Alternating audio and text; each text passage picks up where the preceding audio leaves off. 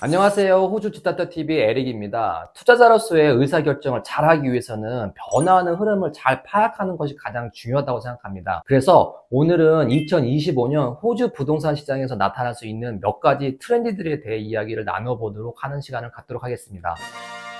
최근 하우스 가격 상승률이 아파트 시장을 크게 초과하였고 하우스와 아파트 간의 간격 차이가 사상 최고 수준에 도달하였습니다. 이에 따라 많은 사람들이 하우스를 구매하지 못하게 되면서 보다 좋은 동네에 위치한 아파트로 수요가 이동할 가능성이 매우 큽니다. 결과적으로 하우스도 여전히 인기가 많지만 아파트를 선호하는 경향이 많이 있습니다. 두 번째로는 주요 도시에 대한 선호가 지방 도시보다 두드러질 것으로 보이는데요. 과거 호주 지방 도시의 매력 중 하나는 주요 도시에 비해 생활비가 저렴하다는 장점이 있었는데요. 그러나 코로나 이후 생활비 및 주택 가격이 급등하면서 가격 격차가 크게 줄어들었습니다. 지방 도시의 이점이 크게 훼손된 상태인데요. 이 그래프는 지방 도시의 주택 보증금 20%를 저축하는데 몇 년이 필요한지 보여주고 있습니다. 필요한 기간이 상당히 늘어난 것을 보실 수 있는데요. 주요 도시들의 경우와 차이가 크게 나지 않는 상태입니다. 이에 따라 주요 도시의 부동산이 앞으로 더 나은 수익률을 보여줄 것으로 생각됩니다. 가장 강력한 성과를 거둘 것으로 예상되는 도시로는 브리즈번과 퍼스가 있고 두 도시 모두 다른 도시에 비해 인구 증가율로 이 공급률이 앞지를 것으로 예상됩니다. 세 번째로는 소득이 높은 지역에 대한 선호 현상이 두드러질 것으로 보여집니다. 고물가와 고금리 환경이 지속됨에 따라 렌트비, 모기지 이자, 생활비 등을 감당하기 어려운 사람들이 내년에는 더욱 늘어날 수 있고요. 이로 인해서 부동산 시장에 새로 진입하려는 저소득층이나 대출 상환에 큰 부담을 느끼는 계층은 부정적인 영향을 받을 가능성이 매우 높습니다. 그러다 보니 저소득자들이 상대적으로 많이 거주하고 있는 지역의 경우는